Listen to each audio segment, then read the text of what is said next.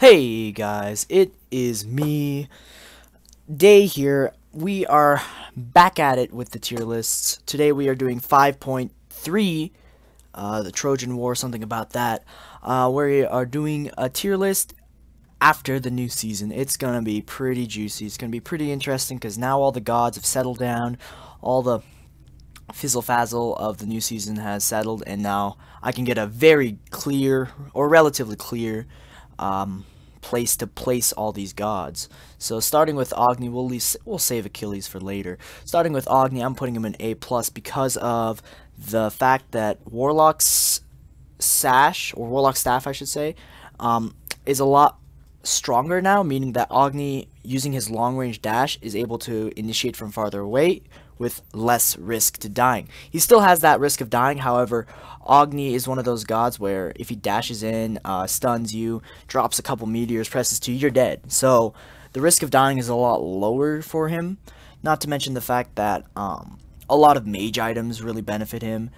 Not like, for example, we have the Spear of Deso, we have those items like Spear of Deso as well as Bancrofts and Typhons. All these items just go really well, not to mention the fact that Mage's Blessing procs up to 6 times through his kit because he's got 3 meteors as well as 3 other damaging abilities. So that makes his early clear really good, as well as the fact that it procs on his passive, so 7 times total. Next up we have Armas and Cobb. He kind of took a bit of a hard hit with the nerf hammer when hitting Season 5. Not only did his hive get super nerfed, they also increased the map size as well as increased the probability of getting ganked. There are many causations, so let's talk about the hives first. The hives, Season 4 used to be very strong, used to be very potent when it came to boxing as well as just roaming around the map. This has been changed. Both the movement speed and the attack speed, I think, have been toned down. The attack speed quite a bit. It went from 50 to 30, a 20% attack speed difference, and this hurts AMC a lot. Not to mention the fact that it's now a 2v2 in the meta, so that means that AMC is not boxing, which is something he's really good at. He is very bad in a 2v2 scenario, especially against a Guardian, because most Guardians have CC, and it's very hard for AMC to maneuver around large CC abilities, say like a Ymir Cone, say like a RDO stun, Athena taunt, you know, these kind of CCs, these large CCs that hit a lot of people. Not to mention the fact that his kit has no CC immunity. And the third and final thing is, because it's not a 1v1, ADCs aren't as far ahead as they are before, thus meaning that it's easier for junglers to gank without having to risk their lives because they're like 6 levels down. So Amaz and Cupid in a relatively poor place, but not as bad as Apwash. Apwash is trash. He struggles early game a lot more than any other mage. His level 1 clear is atrocious, his level 2 clear is atrocious, his level 3 clear is atrocious. Up until you get 2 corpses and you're using half your mana to clear wave, it's atrocious. That's really the biggest factor, the other factor being the fact that his mobility is literally next to none, so ganks from the jungler will really screw him over, not to mention the fact that ganks from the support will also screw him over because he has no CC immunity in his kit. He does have the healing, he could be played in solo maybe, but like I said before, his clear is complete buns.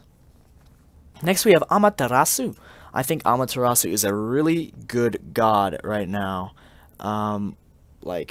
Not the strongest solo laner, not the strongest support, but pretty good. Like, she can perform very well in these 2 roles. Everyone always looks at her aura, and I think that's pretty fair because those auras are really strong. The speed aura allows her to rotate really quickly, allows her team to rotate pretty quickly. The damage aura just bursts through objectives, and especially how weak objectives, specifically towers, are currently. Those auras really just help shred those. Not to mention the fact that she can be played in 2 roles, which gives her flexibility, as well as the fact that her 2 gives her mitigations. Her ultimate is on a 75-second cooldown, so when trading with another god, who usually has a 90-second cooldown on their ultimate, it's really beneficial. Not to mention the fact that 75 seconds, at least in the support role, is relatively short, as most ultimates, at least most CC heavy ultimates, are 90 seconds. Gab ult, think of Jing Chen ult, think of Ares ult, which is 100 seconds. The only Guardian ults, which are like 75 seconds, are like Cabrakan and Ganesh. Those ults, less CC heavy, less hard CC heavy ultimate. So Artemis, or not Artemis, whoa. Amaterasu has a really high advantage there. Next up is On Her. I think On Her is really good in boxing and really good in the early game. I think that's what sets him apart from most other hunters. On Her is your go-to pressure god. He's got a lot of pressure, and here are the reasons. The pin is, or not the pin, the impale is so scary in the jungle fights. If you're in the jungle against an On Her, say goodbye to your health bar, because he's going to pin, plop the pillar up, start holding down that left click button, and bada bing bada boom, you have no health bar. It's really scary to fight an On Her. It's even scarier when it's a good On Her that is capable of using the leap into the impale, into the, pillar impale combo. It's just really scary. Not to mention his ult's on a 75-second cooldown. As I said before, this is an advantageous cooldown for an ultimate. And it gives him full CC immunity, so even in late game when the damage kind of falls off, it gives him CC immunity for a full, 2 seconds, I think. That's really beneficial for On Her, especially when it comes to teamfights. Anubis. I'm actually surprised when I put Anubis in A-. I thought he'd be higher. But with the recent nerf to Typhons, making it less potent, and the fact that his lifesteal was bugged 5.1 or something, I think they might have fixed it in live client, but Anubis has not been as good as I thought. He's a very snowball heavy god, and if he doesn't snowball, he sucks. So if he snowballs, there's a 50% chance that he's gonna full-blown sweep the enemy team. There's a 50% chance that it'll just be Anubis like any other mages do damage from ahead. But Anubis is scarier from ahead than most other mages. From behind, however, it gets a lot worse. That means the enemy has more gold to invest into anti-heal. The enemy also has more gold to invest into damage, which just bursts him before he can even get the lifesteal through. Anubis really relies on just being big, really big. Otherwise, opponents will just burst him down before the lifesteal can even come into effect. His damage is great, but it's still Anubis. He still stands still. He still has no mobility. It's just hard unless he's ahead. And I think that's why he's really lackluster. Ao Kuang. Ao Kuang is a mage or an assassin-like mage. He does this role very well. He's one of the 3 gods, now 3 because Achilles is here. He's one of the 3 gods with an execute. And this is really strong. However, this execute is pretty easily counterable just by beads. Or, if you can time it right, Gabber Kepriel. Kepriel does counter the preemptive because it does cleanse. Not to mention Med counters it. Med's more popular now. What else? CC Iman ultimates from, say, an On Her. Those kind of things. But I think Ao Kuang does a lot better now, especially since games are going on for longer, so he can get online quicker. He does require a little early boost to really start snowballing hard. He's one of the heavier snowballing gods, but unlike Anubis, he can still make a comeback because he has that execute. So no matter how far behind, 30% health gone or 30% health remaining, you're still at a risk of dying, no matter how low level he is, as long as he's higher than level 5. Aphrodite kind of sucks because where you put her, where you place her, what role do you play her in? Do you play her in solo? Nah, you get super pressured by a warrior. Do you play her in mid? Nah, you lose clear and you get super pressured by the enemy. Do you play her in support? Nah, you don't give enough CC and then you get pressured by the enemy. Do you play her in jungle? This is the most viable I can think of, but even still, assassins can easily invest into burst and, nah, you're not going to play her in jungle. So that leaves what? ADC? So, I mean, we already know that that's a no-go. But Afro, she kind of just has no place to be. And she also just gets super countered by anti-heal. And she gets super countered by damage. And her heal is lackluster because it's only 2-person based. So, versus a raw heal, which can heal all 5 members of the team. Her ultimate is really good, but when you have to wait till 30 minutes into the game, which is by the point the game is basically ended, to get online, you'd be better off picking a Chang'e, Hell, or even Raw for that matter. Next up is Apollo. I don't know. Apollo's right in the middle here. We'll put him in A+. Okay, so Apollo is one of these gods that I think has a lot of potential, and this potential comes from the capability of being able to split push. I know, crazy, right? But Season 5, it's a lot harder to counter split push, I would say, in my opinion, because the maps are larger, so it takes a longer time to rotate to that. Thus, split pushing is more viable, not to mention the fact that towers go down quicker. So Apollo is always been the tried and true split pusher because of his ultimate, making him super safe. No matter how hard you try, you can't catch an Apollo that's ulting if you're just rotating over. He's going to be gone by the time you get there. You have to catch him out preemptively, and while he's ulting, you have to be late game Huyi or like Izanami and just crit him to death. But Apollo has a really safe game. His early game is not the best. I'll give it that. You kind of need a Guardian to pair well with him, like a high clear Guardian, so like a Ganesh or Capri, Sylvanas, something like that to help him get through that early hurdle. But once he gets past that early hurdle, his passive is really good for boxing. His mez is just good in general. He's a very safe hunter, and those are really good, in my opinion, as you can get to late game easier. And I think all around, he's just pretty strong. Arachne got buffed recently.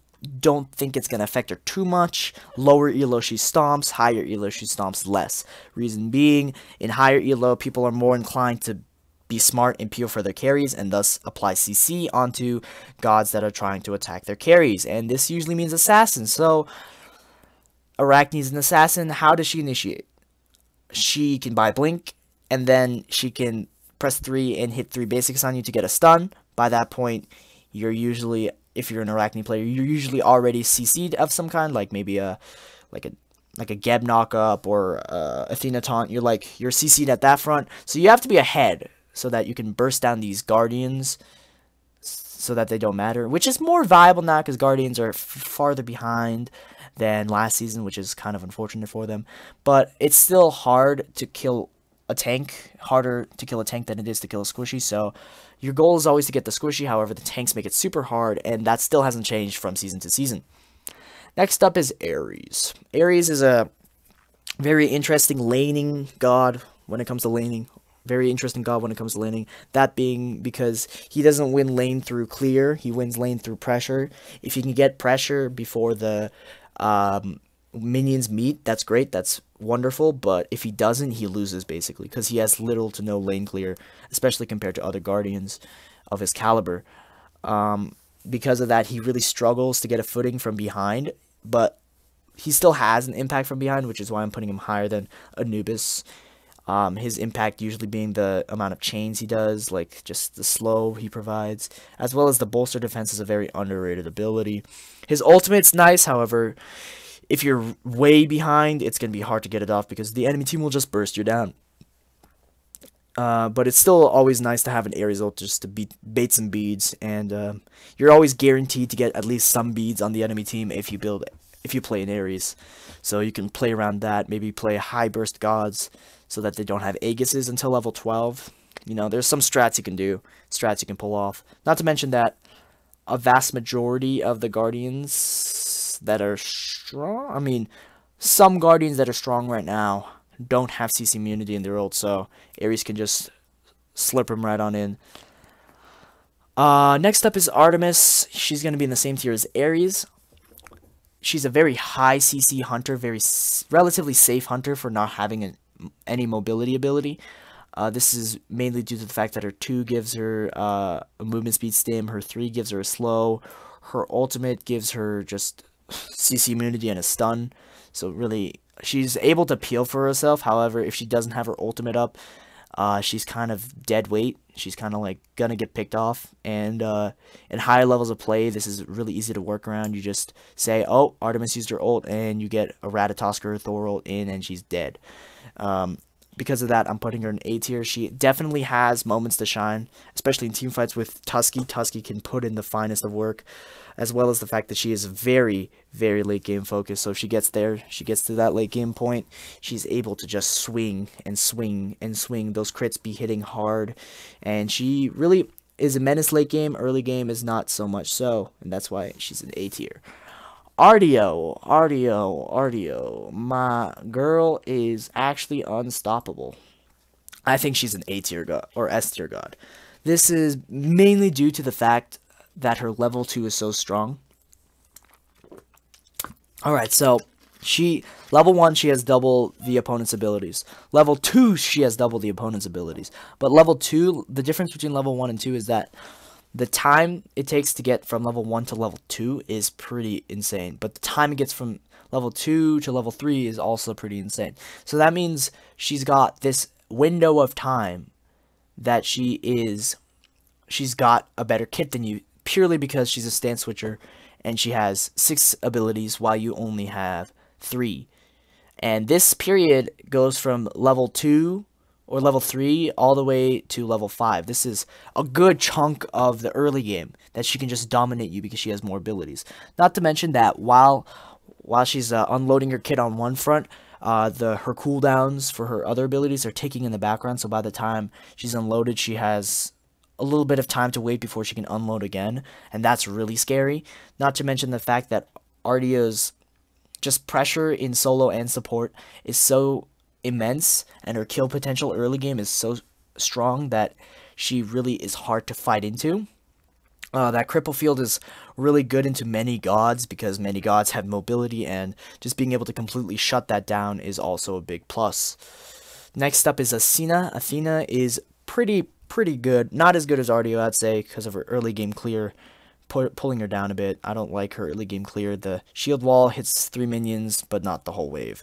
So there's always that to keep in mind, but her 2-second taunt is always going to be the first thing people mention. That's absurd in teamfights. You just line up 2 or 3 people, hit there, and then you get your mage ult to run through them, your hunters blowing them up. You know, just that 2-second taunt is able to set up for so much, and it's so good. Her ultimate is really strong as well, especially in this larger map, allowing her to rotate from point A to point B really quickly and allow her to have a presence elsewhere on the teamfight or elsewhere on the map is very useful.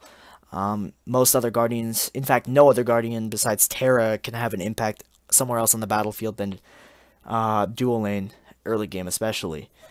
I think that playing against an Athena is very troublesome, as you have to plan around these ultimates, and you have to be ready for when she does ult, because she probably will ult, especially if she's decent. She will ult to a new fight, say in like solo lane, say in middle lane, and it'll be very cumbersome to deal with. I think that because of this, Athena deserves her S- spot.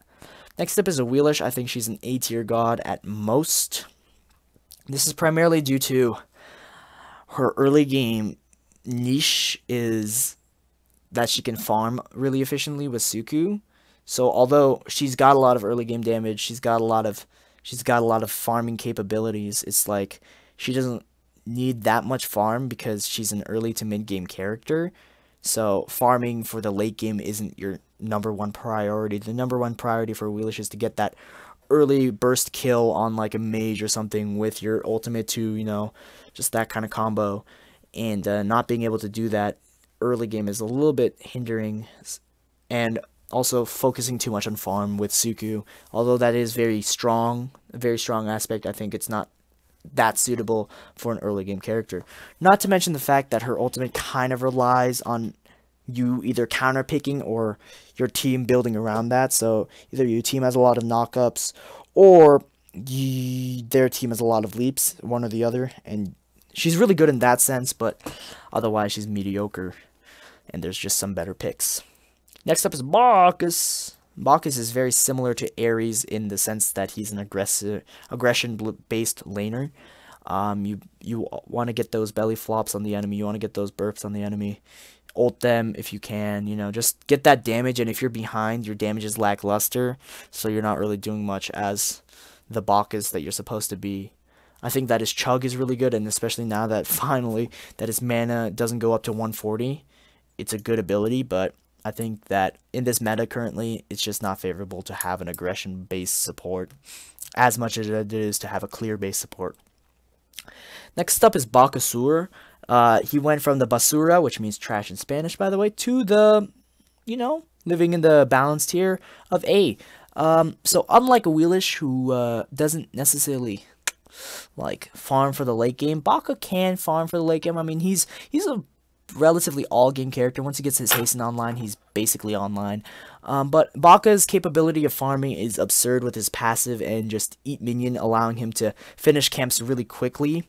And since camps respawn more often and camps they provide so much, it's really nice to just keep on eating, keep those cooldowns running, and just like always keep harpies on cooldown. That's what I like to do on Bacchus. Just get those mid harpies, get the jungle harpies, back harpies, all those things, as well as his buff secure is, you can't really compete with that. And that also allows him to invade blue, which can be detrimental to some ability-based solo laners that would really rely on that blue buff. So he's got that niche going for him, especially now more than ever, since you can actually be in the jungle and not have to like farm in wave. He's better because his lane clear wasn't that great without Hog, and even with it, it was like not the best. But now that you don't have to be in lane, you can always be in the jungle. His jungling presence is a lot better. Next is Beset. You guys might be surprised when you see this, but I think Beset is an S- god. Early game is broken. Like her early game is so good into squishies. She's got so much presence because of it. And the fact that she can have the capability of putting not only the hunter behind, but also the support and the mid laner behind because of her early pressure is really threatening. Her ability to get in and out of fights with one ability, Pounce, is scary.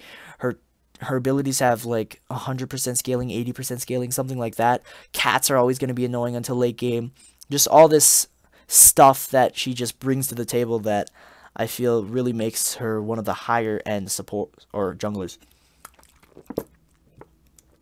Not to mention the new items that junglers are building now currently just work for her. Like, I mean, junglers are even capable of building trans now, and trans Heartseeker into like with a crusher and Jotuns. It's a bye-bye squishy day, And also, I think the most important thing that most people don't think about, especially when it comes to why Beset, in my opinion, is so successful, is the fact that Assassin's Blessing provides pen upon reaching, is it 50 stacks, I think? 50 or 75 stacks. It might be, I think it's 50. 50 stacks. Upon reaching 50 stacks, you get 10 penetration, and Beset loves penetration as much as she loves power. And since she's going to be sometimes she builds into a Transcendence early game. Let's just assume she is. She's got a lot of power from Transcendence and a lot of pen from the usually Crusher, Jotuns, Assassin's Blessing core. So that means you're doing basically true damage to squishies, and you're just shredding them with your abilities. I think that Beset is really annoying to fight against, but really good to have on your team. Next up is Bellona, another god that's just really good to have on your team. She is one of the few gods that likes to proxy level 1. I don't know if this is still a strat, but it was a strat at some point in time, and it can work. She's really good at proxying because of the way the passive stacks protections for basic attacks. She synergizes well with Warrior's Blessing, not as well with Destal, obviously, but that's a little bit less of a detriment than I thought it would be. She's still really strong in trades. She's just got everything basically that a warrior would need. Protections built in, heal built in, clear built in, mobility built in, CC built in. She's got just basically everything. Damage built in, ability to shut down hunters built in. She's got these tools necessary to be a menace in the battlefield. Next up is Cabrakan. I don't know how I feel about this man. He's trying to do the most of what he's got. We'll put him at A- until further notice. I think that he's one of the few gods that it's hard for me to rank because he could be played in solo or jungle, but I haven't seen him perform well in either. I think that he's lackluster in both of those roles, and in support it's just super lackluster because all your CC is basically point blank CC, so if the hunter has any sort of mobility, they're out. That being said, if the hunter doesn't have mobility, he's really good into low mobility comps. Low mobility gods is something that he's really excels at taking care of. So if you say have like a Cabrakan on your team as a jungler, you'd probably last pick him into like, I don't know, I guess an Artemis. What's a low mobile mage? Anubis, I don't know, something like that. You'd pick him into that rather than like an Agni and Apollo kind of team comp, you know? So there's that. He also just doesn't have the best clear in jungle, in particular level 1, and that's kind of detrimental. In solo, I think he might do fine. Depends on how just the meta shakes out in solo lane. I feel like certain Guardians can do well in that, but I don't think Cabrakan's going to be one of them. Next up is Camazotz. He's a god. I don't know, he's average, I would say. He's a discount Thanatos in my opinion right now. I feel like Thanatos and Camazotz are two competing gods, and I feel like Thanatos just does more right now. I mean, Camazotz has a really good rate at farming, don't get me wrong, and I think that Camazotz has a little bit more sustain, especially in the battlefield, but Thanatos, in my opinion, just has more impact than he does, and because of that, I don't see most people picking up Camazotz anytime soon, especially if Thanatos is on the table. Next up is Kerberos. He recently did get buffed, and because of that, I'm putting him in A tier. The buffs that he received, I think, are very major, and I think people are going to sleep on them. The first major buff that I see was the increase in the leap range. I think that a 10-unit increase is a lot, and it'll allow him to engage from a safer distance or engage closer to the opponents, which is really useful. I think he got a damage increase somewhere, I don't remember where, don't care, he's not about the damage anyway. His 1 does a lot of burst though, so if you're a squishy, keep that in mind. But the big thing I have is after he ults, his heads are gonna be alert, which means that after he ults, say in solo lane, and puts the opponent under tower, he can immediately stun, which means that they're stunned under tower for 2.2 seconds or something, 2.1 seconds, and that's pretty brutal to stay under tower for. Not to mention he's got protection shred on his 2, so you're gonna be taking more tower damage. And I think in those scenarios where he catches the opponent with his ultimate, I think that it can be very scary. Not to mention that I feel like he's got a good amount of solo presence. I think people just are sleeping on him right now. We'll have to see though. He might be worse than I'm thinking. I might be overrating him, but I feel as though those buffs are really strong. Next up is Cernunnos. I think Cernunnos is strong for a number of reasons. The first reason being his pre-wave meet poke is really good because of his 2 being able to not only root but also just deal a lot of damage and be relatively easy to hit. So even you can just throw out that hitbox. If you get the root, that means you can get confirmed basics. If you don't get the root, you still get a good amount of damage. It's really hard to dodge that ability when you're playing against the Cernunnos. His 1 is always going to be a defining factor of Cernunnos. Just the ability to have 4 built-in items is really nice. His ultimate is also going to be a very important factor, as it's just got a great impact in team fights as well as just in 1v1 boxing.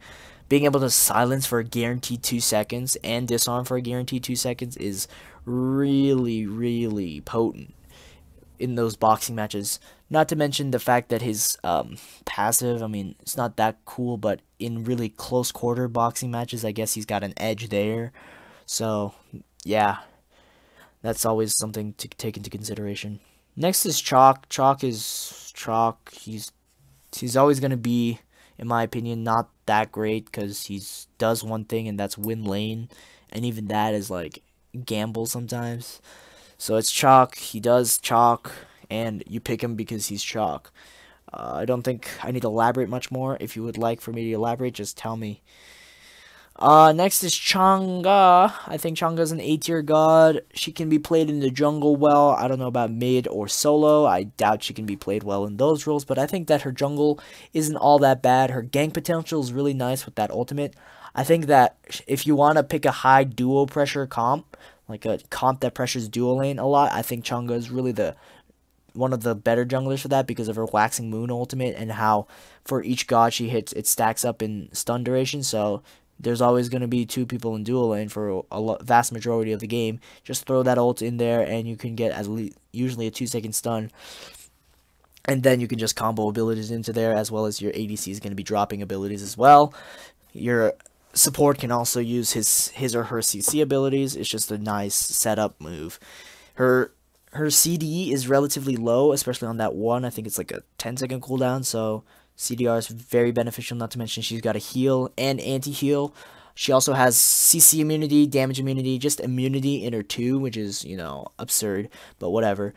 She's got a lot in her kit, and I think because of that, she's going to be very beneficial. Also, she doesn't have to back as often because of Bunny Rabbit. Chiron. You guys have to understand why I'm putting him in A tier. I think that Chiron has so much potential in jungle. I don't know. I haven't seen anyone play him in jungle yet, but I think he's one of the best ADC junglers you could have. His damage is great. He's ability based, so that's always a plus for ADC jungles. His gank potential is really strong with his 3. His ultimate allows him to pick off players from a long range distance. His 1's just good damage. His 2's just good free damage. You know, I think that he really has potential to be in jungle. No one's picked him up in jungle yet. Everyone's like, he's a mid laner or ADC. He does work well in mid, not as much in ADC. But if once adapting plays him in jungle and everyone says Chiron is the best character, I hate to say I told you so, but... Next up is Kronos. Kronos we're going to put an A+. All these attack speed based mage items got buffed. And that means Kronos got buffed, but not to the extent of one other god. We'll just wait for her to get on the screen. But Kronos does well. He's safe. He has a good poke phase. His clearing phase, however, is pretty lackluster. He lacks certain aspects of his kit that just like he can be both mage based, like burst based, and attack speed based. So he's got a good like versatility there. I think that's really cool. It's really hard for him to play mid though, and because of that, I think he's forced to play ADC, which means he's, in my opinion, playing the ADC role, so attack speed based. But unlike this one god that we'll talk about, he doesn't like only do attack speed, so that versatility also means he's sacrificing like the ability to be attack speed based as well, you know. Next up is Kokolin, S tier god for sure. He's, in my opinion, the best solo laner you could have on your team. He synergizes so well off Gladiator Shield, so well off of Stone of Gaia, so well off of Warrior's Blessing. He just synergizes really well in general. He's got constant mana buff, so he's always got some regen of... He's got regen of some kind at all times. His abilities don't cost mana, so... Especially since people are running out of mana more often, it's a lot easier for him to just keep on poking when you're out of mana. Not to mention level 2, he's basically guaranteed to rage out, so he gets free lane pressure from level 2 onwards for a while. It's really hard to work around 2 CC immune ultimates, like especially if you're playing like CC solo laners like Bellona. You can ult him and maybe catch out after one of his ults, but then he can just transform and then use his other ult, and you're just sitting there like, wow, that was cool. His ultimates, both of them are really strong. He's just got a lot of damage. I think that he's a bit overtuned. Next is Cupid. I don't think Cupid's that good. His lane clear is worst amongst hunters in my opinion. Even worse than Shiba's, because at least Shiba can poke while lane clearing. Cupid is just heart bomb the wave. It'll hit like 4 to 5 creeps, and if it doesn't hit, it usually doesn't hit the full wave unless you got early lane pressure. He's got a good amount of CC, good amount of area denial with his ultimate, but I think that Huyi in particular just does that better. I mean, sure, he requires 2 abilities to get a stun off, but that's more reliable than getting 8 basics to get a stun off, right? So I think that Huyi just does what Cupid does, but infinitely better. And I don't ever see a reason to pick Cupid over Huyi because of it. Next is Dodgy. I think Dodgy is one of the best assassins currently. If not the best. One of the best for sure. I think there's definitely a few that are better than her in my opinion. And we'll get to those later. But she's one of the best assassins. She's got that CC ultimate, that really strong ultimate that just allows her to pull in victims. It's really hard to mess up with her. The ultimate's the really only thing that you can mess up with her. You press 3 on the opponent. Yeah, basic attack, you press 1 on the opponent. your basic attack. You know, you get those Hydras, Crusher, Heartseeker, all those procs, and then they're basically as good as dead. Similar with Beset, except in my opinion, she's better than Beset because she has more CC and more lockdown with that ultimate. And it also scales better into late game than Beset ultimate. However, it is very easily countered by beads, so there's that to take into consideration. Next is Discordia. In my opinion, the third best mage, I think. Third best mage is a very good place to put her. She's really strong. She really provides a lot for the team. She provides CC, she provides damage, she provides a whole number of things, and I think that fighting into a Discordia is just really difficult. Like, her 2-1 combo does way too much damage. Her apple just does way too much team damage. Disruption combined with damage is never a good combo, and she has got both of it, plus cooldown resets in her fog, you know. All this stuff is very scary. I think that her weakest point is her survivability, because that fog doesn't reach very far. Sure, it's a little area of invis, but what assassin really cares? You think that Dodgy is really going to care? She's going to throw out her 1,000 cuts and just cut you up in there. But besides that one weakness, I think that she's just, you know, beautiful mid laner to have on your team. Shen. I think that he's really taken the hardest hit out of all the Destal warriors. I think that he, out of the most, relied on it the most, because his abilities, his turtle is his only ability that really, quote-unquote, scales well. His pin is just the CC, and his 1 is actually just a basic attack stim, and that leaves his ultimate, which does no damage and is just a taunt and a heal. So he really was a most basic attack focused warrior. So he lost a lot of sustain when Death Soul left. He can still function, don't get me wrong, but I think that Bellona and Osiris just do his job, but better. Fafnir. Fafnir is definitely a really high tier support in my opinion. I don't think he's the best support. I would say that there's 1 or 2 that are better than him. The nerf that hit his hammer, and so that the nerf that hit his hammer hurt his clear a bit. Not to mention, his late game is not as strong as it used to be because of the nerf on his 2. But overall, I think that the amount of just damage and CC he provides is still really strong, and because of it should not be underestimated. His increased gold spooling or whatever is also really beneficial, because supports are usually behind in the XP category, so having more gold spooling means you can make up for that deficit through items, and aura items are really strong right now, so getting those online as quick as possible really can swing early to mid team fights in your favor. Next is Fenrir. I don't know how to feel about Fenrir. I think that other assassins do the dive comp better, and that also bruiser builds are kind of dead. So, like, his early game is pretty strong right now, because, like, you leap in, no one can contest you, and you're just eating people alive. But once you reach mid-game, the team will start collapsing on you if you, like, dare leap in. So, like, you either have to invest in some tankiness, or you just can't use your third ability, which is one of your most damaging abilities, so then you become basically an ult bot. And, you know, some assassins can just do more with being ult bots than Fenrir can, because he's a single target ult bot. Something like a Thor or Rada might be able to do more, you know? Next is Freya. This was the god I was alluding to when I was talking about Kronos. I think that she is, by far, the best mage-based ADC. Out of the three trios, I was going to say that, but it's the trio.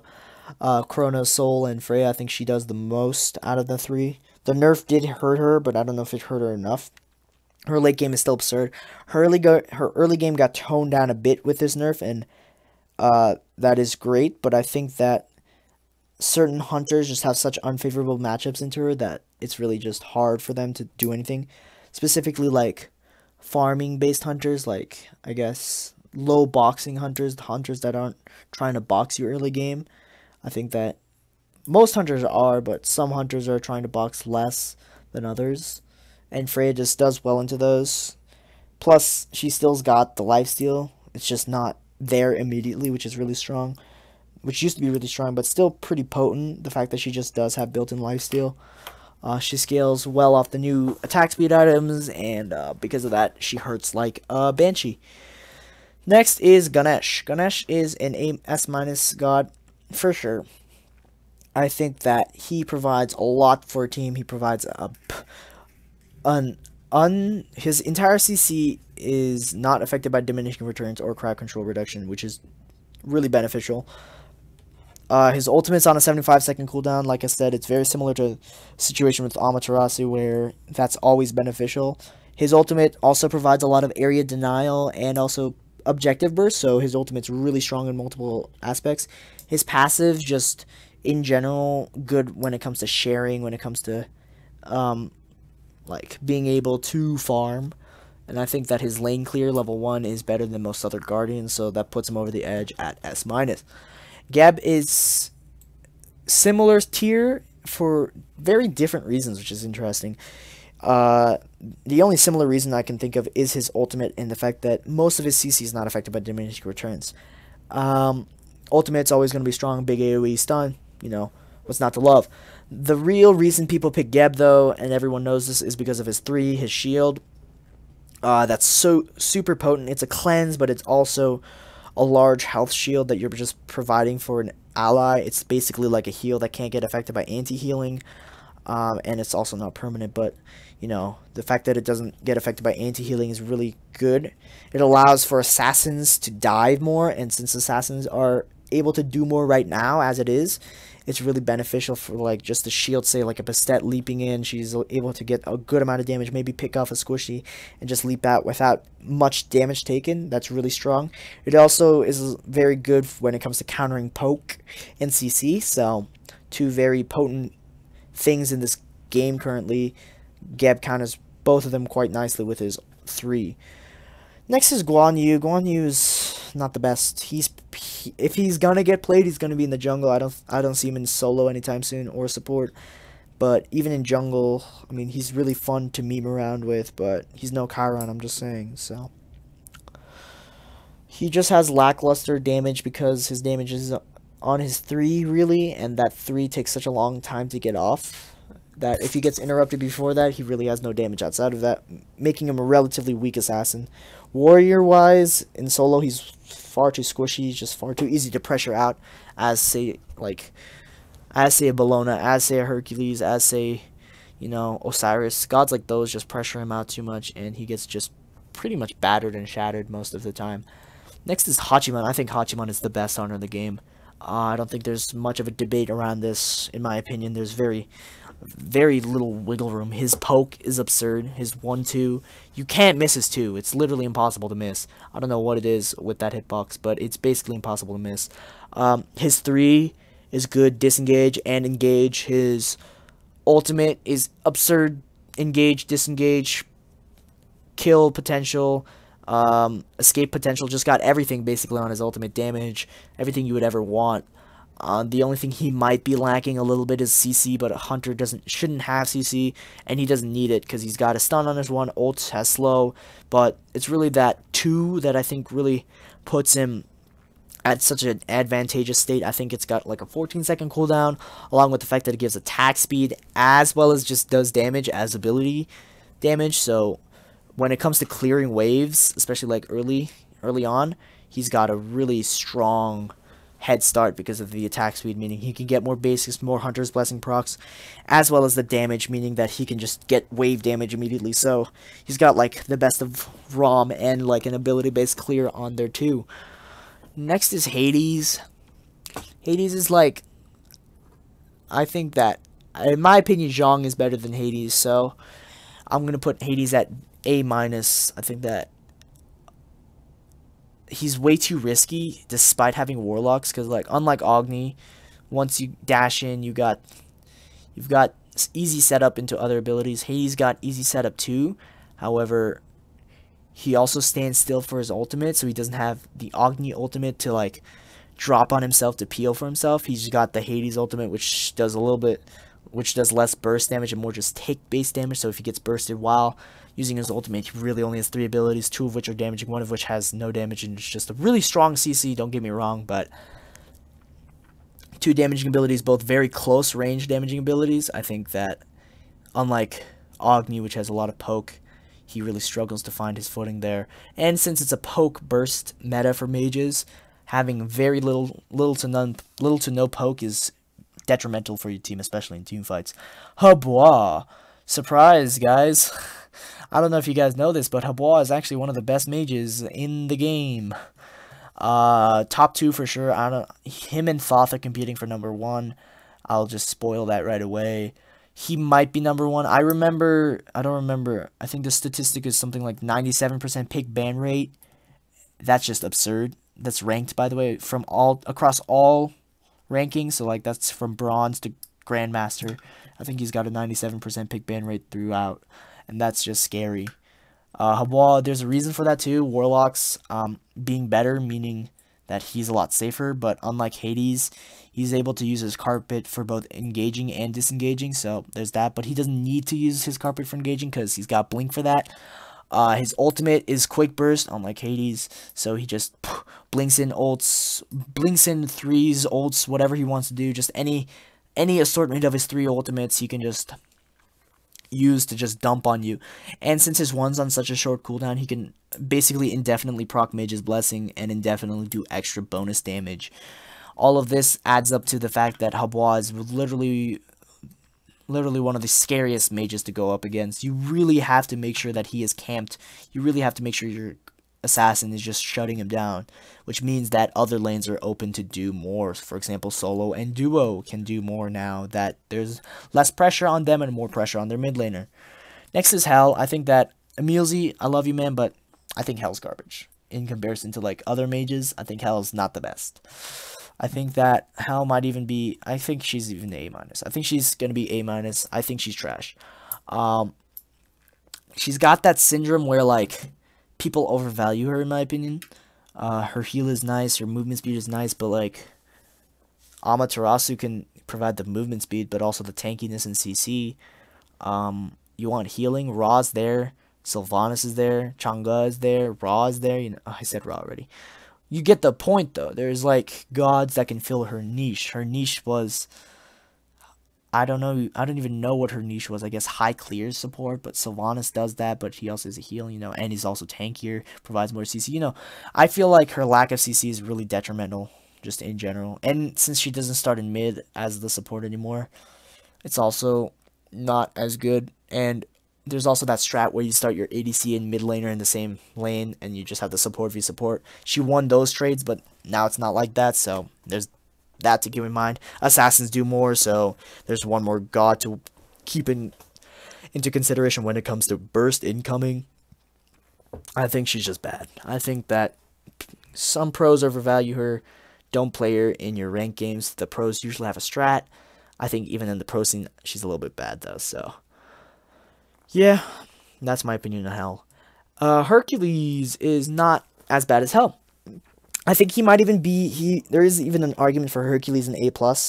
I just don't know what that argument is yet, and because of that I'm putting him in A. Hercules always has that tankiness, always has that CC, he always has that lane presence. He's just got a lot. I think because of this, I'm going to put him in A+ for now. He's just got a lot of stuff that goes well for him, especially since in the 1v1 scenario that is solo lane now, he's able to soak up more damage because solo laners are not doing burst damage, they're doing the slow increments of damage, like a little bit of poke, With Warrior's Blessing, he's able to mitigate more. With his heal, he's able to mitigate a lot of poke, and then he can just strike back with his 2-1 or 1-2, whatever he feels is a do, and then he can ult for the finishing blow. He can, you know, do a lot of things. The only issue with him is that he's predictable. Like, if he presses 2, you know he's going to press 1 after. If he presses 1, you know he's going to press 2 after. If you hear him scream, you know that there's a boulder coming. It's just like, he's predictable in that sense. But I think that his ability to just be basically unkillable is one of the main reasons he's such high tier. Next is Hou Yi.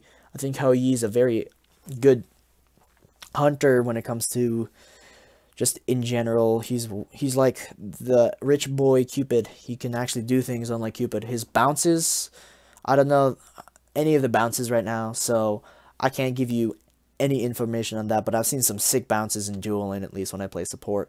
Pretty top-notch stuff, Hui players. But the bounces are really nice. Just in general, he's got a lot of CC if the opponent is marked, and you can have those skirmishes between the ADC and support. Your ultimate is also really strong because it's an area denial ultimate. It provides a lot of damage and a slow. If they're marked, they are slow for even more. So, you know, just good kit all around. I think that his slow attack speed might be bringing him down a bit. So, but other than that, I think he's really strong. Hunbats is a strong assassin because of his ultimate, and this is always what people say. What people fail to realize is his kit also does a lot of damage, and he's got a lot of chase potential with his 1 and 3. And blink, because, you know, Hunbats also likes to buy blink, just to blink ult like a support, but also do the damage of an assassin. Hunbats, don't sleep on this man. He is scary. He does a lot of damage, and just be scared of the monkey man. Next up is Isis. Isis is, she's alright, she's okay. I mean, her poke is okay, her burst is pretty good, early game, yeah. But, like, you know, you can only play Isis at a high level of play if you're really good at Isis. So something like Wolfie's Isis, I think that is an Isis of deserving of, like, S-, but any general Isis isn't as good. Like, you have to really have a full-blown team comp there to help you out as Isis. And assassins are more potent than they were Season 4, so even something like Wolfie's Assassin or Wolfie's Isis, which was able to peel for himself so nicely, might not even be able to anymore because of how potent assassins are now, especially ability-based ones. Next is Izanami. I think Izanami's good. She's got the clear in her basic attacks. She just throws the boomerangs back and forth, back and forth, back and forth, back and forth, and she does the lane clear. She's got the best lane clear undisputed by hunters, unless she gets pressured out, which is relatively rare for Izanami. Her lane clear is really her outstanding feature. Other than that, she's your basic everyday hunter. Attack speed stim, ultimate that does damage, getaway ability, and just a line that does damage and slows. I think that her clear makes her stand out amongst the crowd, does, so that's why she's an A+. Yanis is the 4th best mage in my opinion. Yanis really provides a lot. His 2 just does absurd amounts of damage, like just nukes anything it touches. His ultimate, always going to be strong, just rotational power, but it's even stronger now because larger map means that having quicker rotations than your opponents can be detrimental and just really swing a team fight in your favor. Yeah, he's always got what Yanis does, and I think that this season has only accentuated his strengths while minimizing his weaknesses. Next up is Jingwei. I think that Jingwei is really strong. Will she be there or there? I think we'll put her in S-. But I think that Jingwei is just really good. We might even split these tiers up. We might put, like, you guys up here, just to show how strong these gods. Yeah, I think we're gonna do that. We'll put you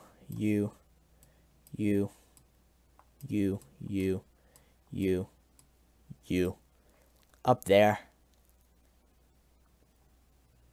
Yeah, I think that'll be fair. And we'll bring Athena down, I guess.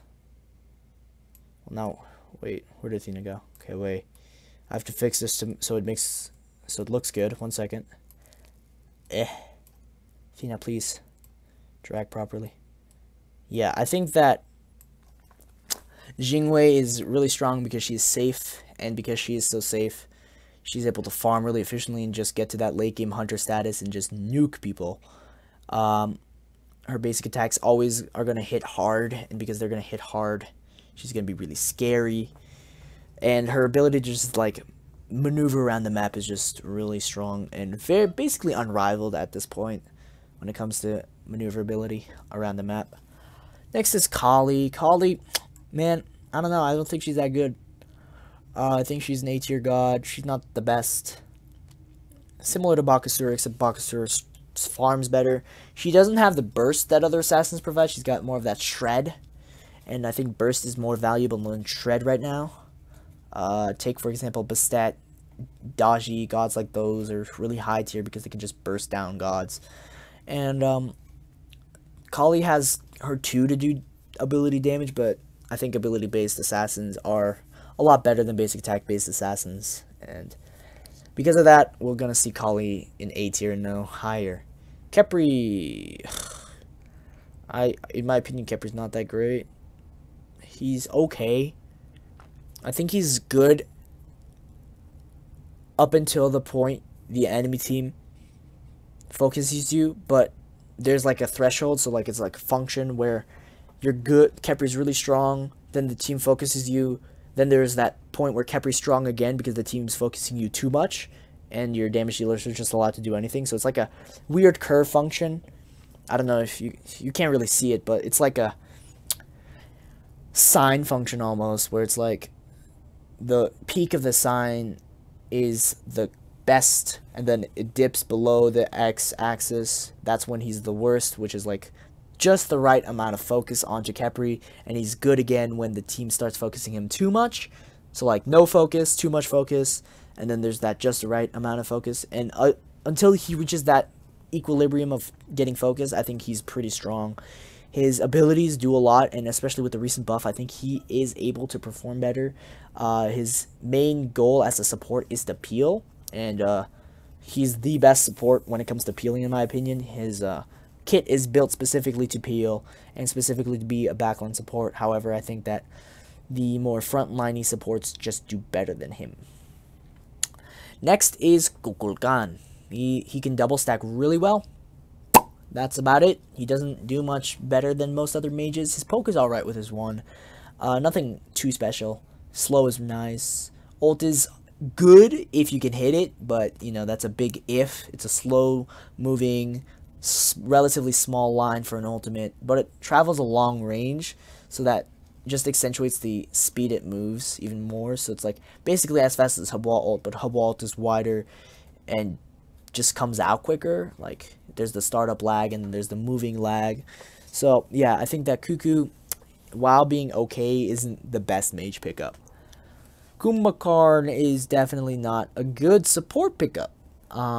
His abilities come out really slow, specifically his 2 and his 3. Those come out really slow. Not to mention his 3, although being a 3-second mez, is also a mez, meaning that any god damage just completely breaks them out of it. I think even tower damage breaks the mez, and his passive is kind of garbage. Kuma's passive is really bad. There's only very certain situations where that passive functions properly, and those situations are few and far between. Groggy's strike has like a whole second of wind up that you can just maneuver around Goomba to make it harder on him. It's relatively hard to miss, but you can use your abilities that move as a hunter, like Jingwei dash, like Rom dash, just to like maneuver around him. His clear is also on his main movement ability, so that's always a troublesome aspect of his kit. All around, he's just really bad, and there's really just no reason to pick him over literally any other support. Kuzenbo. Don't sleep on my man Kuzenbo. I think he's a good solo laner. He's not, I mean, he's okay, I guess. Like, Kuzenbo, he does well in most matchups, specifically basic attack-based warriors, which are pretty popular right now. I think he does well into those. I think that his matchup into Cucullin is nice because his ult lasts really long, so even if Cucullin uses his immunity to, you know, dip and knots out of the ult, he'll still hit him with the knockup for at least like another tick or two, which is nice. His 3, don't underestimate that when it's charging through an entire minion wave, because that does a lot of damage. His 1 is always just good clear. I think that as a Guardian solo, he functions well enough. I think that he does have his niche in the meta, but I don't know if he's going to be overperforming anytime soon. Loki. Loki is a god that should never be played. Thank you. No explanation needed. It's Loki. If I were to really rank him, he'd probably be like in between A and A minus, but I hate Loki, so we're gonna put him in D tier, just to hopefully deter anyone from playing Loki. D for deterred, D for dick eater, you know, whatever. Next is Madusa. I think Medusa's fine. She's a hunter that does very well in the early to mid game. Late game, she's okay. She's got that ultimate for the CC. I think the biggest thing that she brings to the table besides her maneuverability is the fact that she's a very versatile hunter, being both ability-based and basic attack-based at the same time. I think that's really nice. I think that's a relatively unfilled niche at this moment, but I think that certain hunters just really have a good matchup, cough, Hachiman, cough into her, and because of that, I don't really see much Medusa play, or at least as much as Hachiman or something like that. Mercury. He was the god that got hurt the most by the crit nerfs. I think that he's still really good in certain scenarios where he's able to buy the Tolarias, get that early kill or two, get that Deathbringer online, and he just starts hyper carrying. But if he doesn't get that scenario, it's a lot slower, which is really ironic for the fastest god alive. The game becomes a lot more slow, a lot more methodical, where you gotta like really time your engagements. But I think that ultimate's really nice, no matter how far behind you are. I think it's just better when you're ahead because you're hitting harder, and you're also, you know, putting yourself at risk when you're dashing in from like everywhere. Besides that, I think Mercury is all right. I would see him as a pretty strong god, maybe a little bit over the point of balance, but not too much over. I'd say he's the low end of A+. Naja, I'd say, is A tier. This being because I think Dodgy feels the all-in assassin a lot better, because Dodgy, unlike Naja, has a way to get out without completely wasting an ultimate. Yeah, she's got multiple ways to get out. Naja does not. Once he sashes in, you better be getting that kill. You better be ahead. Otherwise, you're not getting that kill. Otherwise, you're not doing the damage to get that kill. So, as an all-in character, you lack a good amount of stuff. But despite being all-in character that relies heavily on snowballing, she still has that CC, so you can't fault her for too much. Neith is a hunter that gets overperformed by Anher, Ullr, and Hu Yi. I think these are the three main contenders when it comes to ability-based hunters that she has to compete with. Hu Yi because he's more versatile, he can also be basic attack-based. Anher because, well, he's just got more damage in general with his penetration and his passive, and the only niche that Neith has over any of these three other hunters is her global ultimate. Besides that, her CC is weaker than Anher, Hu Yi, and Ullr's. Her passive is way weaker than Anher's and Hu Yi's, and really her leap is way more predictable than, say, like an Anher, Hu Yi, or Ullr, because it's just backflip. You flip backwards, and at least with Anher or Hu Yi, you can like change the distance you travel, and same with Ullr. Next is Nemesis. I think Nemesis is the best assassin in the game, maybe competing with Serket. I think Serket also is a really high tier assassin. She and Serket are definitely competing for best assassin in the game. Nem in particular, just that ultimate is what I'm always going to look at when I see really strong ultimates. That's one of the best in my opinion, being able to completely just say, hey, focus this target, blow this target up. It's just wonderful when the team fight initiates. She just ults, say, the tank, and now they have no tank. So I think Nemesis into like a Khepri is one of the reasons why Khepri kind of, you know. Next is Nike. I think Nike's A tier. I think Nike's finally reached that point where she's A tier god because of the change season 5 when she got immunities to knockups, knockbacks, and pushes, I think, on her 1. I think that was really beneficial, as some of the solo laners she encounters just rely on those, specifically like tier or something, rely on those. Yeah, granted, there are some warriors that have like silences or something that can just maneuver around that, but now she's immune to more types of CC while she's pressing 1. Her passive is really strong globally, so she doesn't even have to be in the fight to have somewhat of a presence there. Her ultimate just makes her super safe. She's just really safe. Her clear is pretty good when uninterrupted, so I think that all around she's a-okay. Next is Nox. Nox will also rank Nuwa because they're very similar. They have a lot of burst combo damage, but if outside of their combo, they're really nothing. I think Nox is more so like this than Nuwa, but they both fall into this category of very combo heavy mages that have very little poke. Like Habois has a combo 3-1, 3-2-1, 2-3-1, these combos, but Nox and Nuwa rely heavily on this, otherwise they don't do any damage. The thing that I think that both of these characters provide, though, that is keeping them above like A- is their CC. I think that both of these characters provide very nice CC. Nuwa with the stun from clay soldiers and to the shining metal, and Nuwa or Nox in general with the 2 provides just an AoE silence, and the 1 provides channeled root cripple. So I think that's pretty strong. It's thing to note is that it's hard for Nuwa and Nox to land some of their CC in large groups as their abilities are relatively small. Next is Odin. Odin is a very strong counter pick, but I think that's what it comes down to, being a counter pick.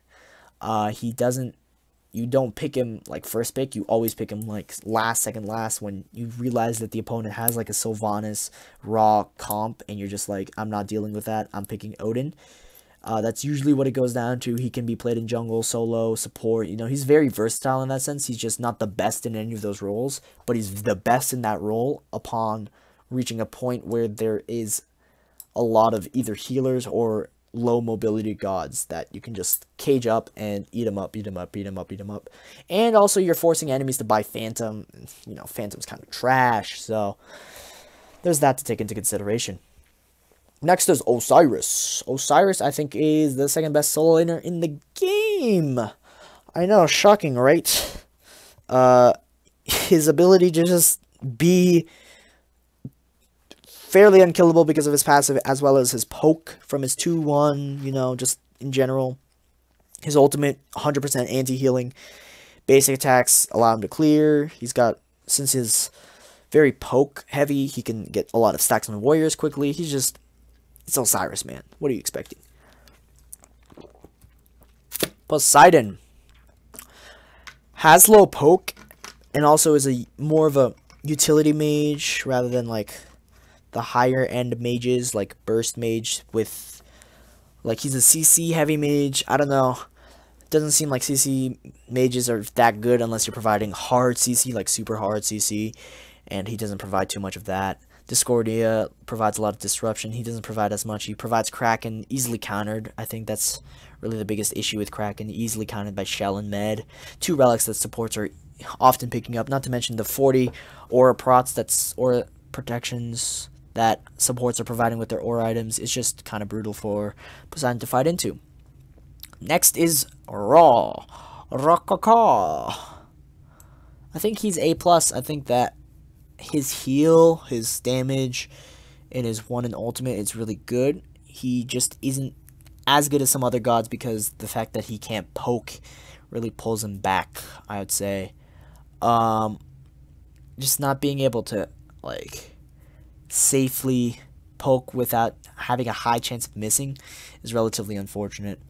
However, he does do a lot of damage from a lot of range, so that could be considered poke. Just not as much. You need some lockdown to do the long range damage if you want. But that ultimate is always going to be strong. That heal is always going to be strong. And I think that the healing utility that he provides is just really good. Regin. Surprise, guys. He's not broken. I don't know what it is about Raijin that makes him not broken anymore. Maybe it's the fact that although he does a lot of damage, other mages do it safer. I don't know. I think that his real niche last season was his ability to just insta-clear early game, and from there just snowball from that, since it was more snowball-y. Now it's way less snowball-y, so clearing first wave, that's coolio, and you can't even full clear it now. I don't know. I think he's okay. He's A-okay, A-tier god. And that's why he's going to be an A. Next is Rom. Ram is a very strong hunter in my opinion. I think one of the better ones, for sure. One of the few hunters that can really just go to toe to toe with any other hunter and not like have a hard time. There's very few hunters that he has a hard time with, quote unquote, if you're good at him, which I'm not. But I think that Ram is the definition of a hunter, being only basic attack focused, but this is not a detriment as his kit just works for him, you know? His 1 allows him to clear, his 2 allows him to box, his 3 allows him to maneuver well, have that agility in the battlefield, his ult allows him to pick off weak targets or just to start a fight with a lot of damage. You know, he's just got the tools necessary to be high tier, and I think that with just the diverse amount of builds that he can build into, he's just one of the best. Next is Ratatoskr. Ratatoskr, I think, does really well right now because of the globality aspect of his ultimate, being able to gank from basically any side to duo. Like, being able to gank duo with his ultimate is just always so strong. And since now more than ever, the hunter isn't like level 18 while you're level 5, you can actually gank properly and get proper kills with him. His CC, his burst, is just damage in general is really good. And not to mention the fact that his Acorn, unless the opponent buys Talaria's, you get a lot more movement speed, or not a lot more, but 2% more movement speed, so you're moving slightly faster, and that 2% can make up for a good difference, you know, percentile wise. Next is Raven. I haven't seen a lot of Raven because warrior jungles aren't as much of a thing now, except for Achilles, you know. But other than that, I think Raven kind of fell into like okayness because he can't get that early first blood like he used to in middle before. He now struggles a little bit more to get that first blood because gods are level 2. So, except for in dual lane, but that means he has to rotate all the way to dual lane. But in middle and solo, gods are level 2 earlier, so it's harder for him to just burst them down. Not to mention that because he doesn't start in mid anymore, he starts alone in the jungle and has to jungle through there. And so he really relies on that. He really relied on getting early pressure and early kills, and he was so good at that niche. It's just that that niche isn't as viable now, so it's harder for Raven to do anything. Scylla is really annoying because her damage is a large AoE that can basically not miss. Too bad that if she's behind, that large AoE doesn't do as much damage, and also she's really easy to like burst down in like a couple one rotation of an assassin's abilities. An assassin, let's say the assassin buys blink, let's say it's this assassin's Serket, right? She blinks in, presses 2 on Scylla, Scylla beats, Serket leaps for her, you know, presses 1, ults, you know, that kind of jazz, and Scylla's basically dead. I think that, especially the fact that her escape is super predictable, like where she's going to end up with her escape is one of the biggest downfalls for Scylla. Like, her damage is up there, her clear is pretty good, just a lot of things are good about her. It's just that, you know, knowing where her escape is going to be the downfall against most assassins. And speaking of Serket, we have her right here, one of the best, if not the best assassin. She just has the tools, you know, like I say this all the time, she has the tools necessary, but she really does. Like, she was so strong, people were playing her in support. Crit, great on her.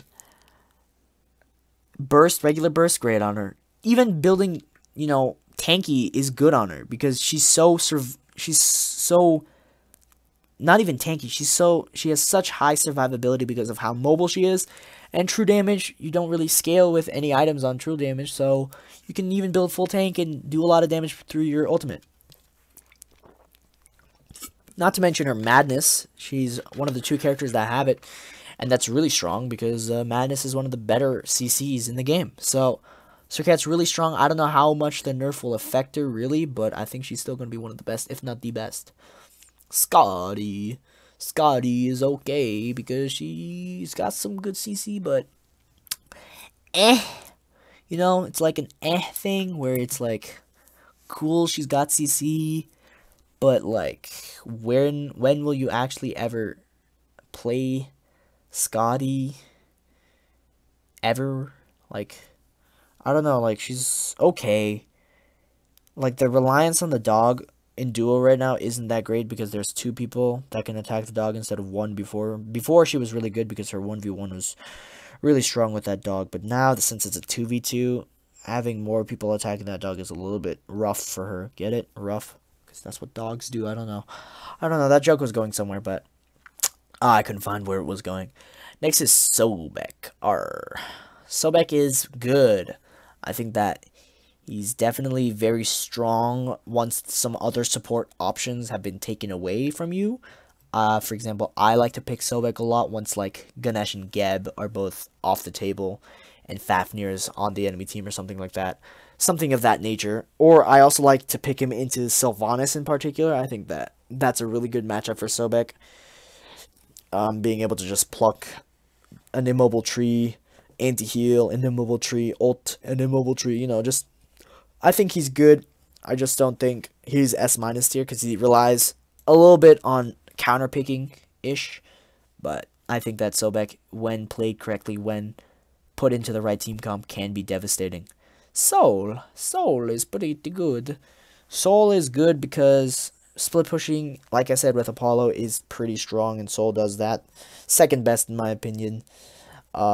She is, in my opinion, also the weakest of the 3 mage triad, as she focuses the most. I mean, she can be played in mid more than the other 2, so I wouldn't say weakest, I guess. She's even with Kronos. She's just a little less safe because she doesn't have the rewind and just, you know, bonanza from there. But she still has a heal. She still has that immunity in her 3. But that also leaves her with 1 damaging ability and basic attacks, so she has to excel at those. But, you know, she does have an ultimate, something Kronos has basically a leap. He does have an ultimate, just like not a damaging one.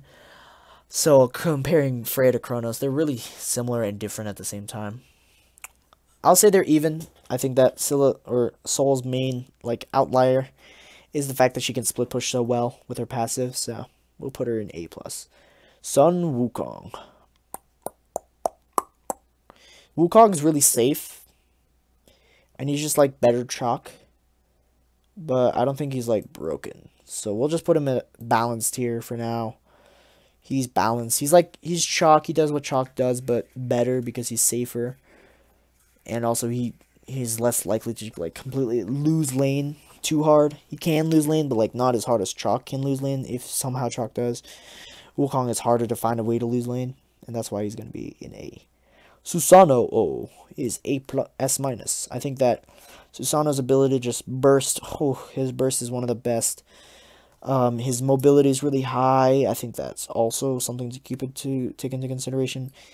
His ultimate is just a large AoE knockup that moves, you know, like as if a knockup itself wasn't enough. He also has a moving knockup, and I think that's also really strong in a team fight. His team fight's really good. His damage is really good. And since you're seeing less warrior jungles now, I think that alone makes him better than he used to be.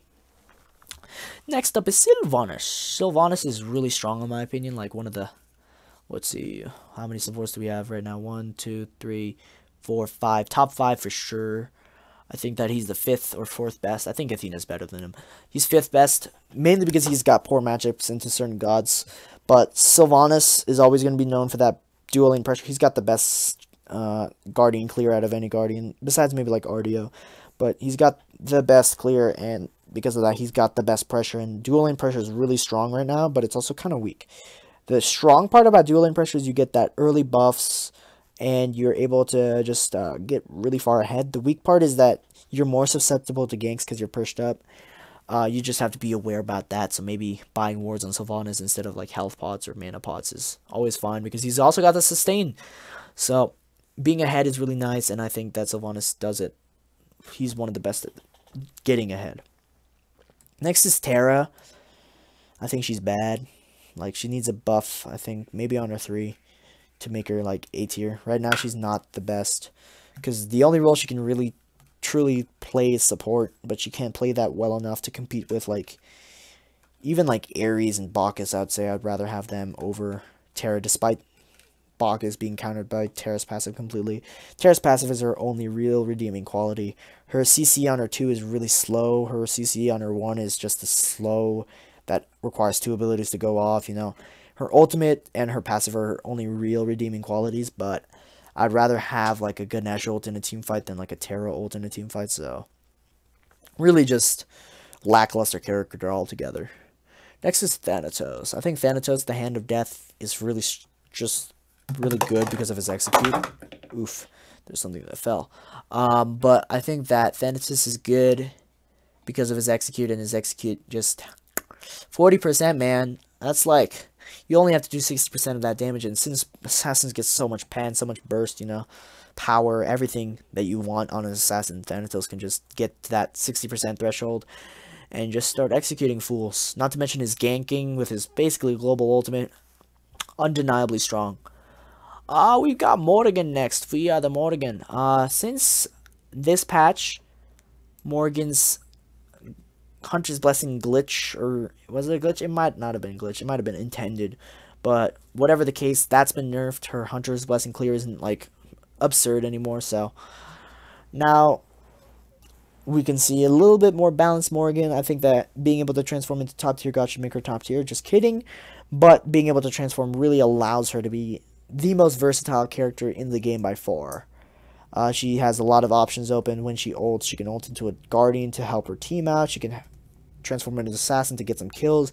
Transform into like a Hunter to confirm objectives. You know, she's got options when she ults. And she can also ult into enemies, which makes her really good at countering very big opponents. So I think all in all, she's pretty potent, especially in the right hands, like Zero's Morgan or like Pretty Prime's Morgan, something like that. I would never be against seeing. Next up, we have Thor. I think Thor is really good. I think Thor is really good. His ability to lock down an opponent, lock down multiple opponents with his ultimate and his 2 is just, I mean, why not, right? His hammer just does absurd amounts of damage. His Berserker Barrage does a lot of damage. You know, a lot of damage coming out from an assassin. You know, nothing surprising, but at the same time, it's like, for that amount of CC is a little bit ridiculous. So I think that's why he's an S-. Next is Thoth. Thoth is the second best mage and also one of the best gods in general, like top 5 gods in general. His poke is also his burst, but it's also cross map poke burst. So like, you're sitting there, let's say you're playing, let's just say you're playing Chronos, right? You're sitting there, you're having your fun time holding down that left click, and then you get Thoth stun from cross map, you're like, whoa. And then you get Thoth 1 to cross map, then you're like, whoa. And then you're dead, and you're like, whoa. I just got hit with Thoth stun and only 1 tick of his 1. Why am I dead? It's like, oh, silly Chronos. You can't ult out of Thoth because his setup with his dash is stupid. His dash covers so much range, so he's super safe. His dash also has a stun attached to it, so he can also self-peel. His poke is absurd, so when he's ahead, he can just dash, stun, poke you out. His ultimate, you know, just charge it up and let her go. It's a better raw ult, basically. Just in general, Thoth, he can also build it into more CDR because he's got penetration built into his kit. You know, just so many factors that really pushed Thoth as one of the best mages in my opinion, and I think that he is one of the best, top 2 for sure. Tyr is up next. I think that Tyr is kind of like a discount Hercules. Unlike Hercules who can just heal, Tyr has to be near enemies to heal. His push is, well, weaker than Hercules'. It's also less fast. It takes more time, so if you get CC'd out of it, rippy dippy, longer time to beads out of it as well. His damage relies on the push not to be interrupted or beads, which is kind of risky. I like the passive though. I think that really counter CC nicely. His kit is like 2 dashes and 2 cones, 1 cone healing, 1 dash having CC. It's like, okay, kit. His ultimate's nice, I guess. Leap, no, whatever, right? Next is Ullr, and I think Ullr is finally dropping from his status of being the best. I think that Ullr is the best ability-based hunter for sure. Unless you constitute Hachi as an ability-based hunter, which I don't see. So, Ullr is still the best ability-based hunter. He's just dropped down a bit. Those nerfs, yep, those scaling nerfs were necessary, and they did go through, so he's not going to be hitting as hard with his combo. I think it's a 20% scaling decrease with his full combo now, so that's a good amount of damage. 20% is nothing to sleep at, so I think that's always beneficial. Not to mention that he's not always going to be like 8 levels ahead anymore, and he's not also 1v1ing anymore, so comboing a single god to death is a lot harder. Vomit is next. Vomit is a solo laner. Woo. Achilles is better in every way. His ultimate, Vomit's ultimate, got a buff. It's not really that beneficial. It's not going to change anything about Vomit. All it's really going to change is the fact that he can now see where his smack is going to hit. That's helpful. Not going to make him any higher on the tier list. I think that Vomit has potential, but he's just not good enough. Vulcan. Vulcan is like an off-brand Habois. Like a really off-brand Habois. He's like a sour Habois. But even still, he still got similar aspects like Habois. The most different aspect, I'd say, is like his mobility is also tied to one of the damaging abilities. And his ultimate, I think Vulcan's ultimate is a lot harder to hit. So there's those two aspects. But if you do hit a Vulcan ultimate, it's a goodbye enemy team, right? It's just like, I like Vulcan, I just like Habois more. And also water has a type advantage over fire, so you always have to take that into consideration. Shibalanke. I think he's not too bad right now. I think Shibalanke has his place in the meta, does his job, does his work as a hunter that snowballs really well. Certain matchups he does really well, and I think that he is one of the best Freya counters. Because of the way that his basics also just have increased base damage, so boxing a Freya isn't all too out of the question. His ultimate also makes it harder for Freya to land her ultimate, which is ironic, right? Actually, I think that's how it works. But either way, he just does nicely in the boxing matchup, because if Freya pops her 2-1, Shiba ults, just like backs out a bit and uses super range basics, and a Shiba that utilizes those well is really strong. And also the ultimate also limits her ability to use hasten properly, so that's that matchup in particular. But Shibalanke has decent matchups. Like, he loses lane clear, which is his biggest downfall, but I think that with the correct Guardian, I think he can do well. Next is Jingchen. Jingchen, in my opinion, is A+ because of his solo lane capabilities. His sustain is through the roof. He's able to just be there and be tanky. His CC is okay, and his ability to reduce basic attack damage with his 1 is always nice. I think he has a good matchup into Cucullin because of his slow ultimate, and how that after Cucullin's wind up, you can just slurp him up and throw him into tower.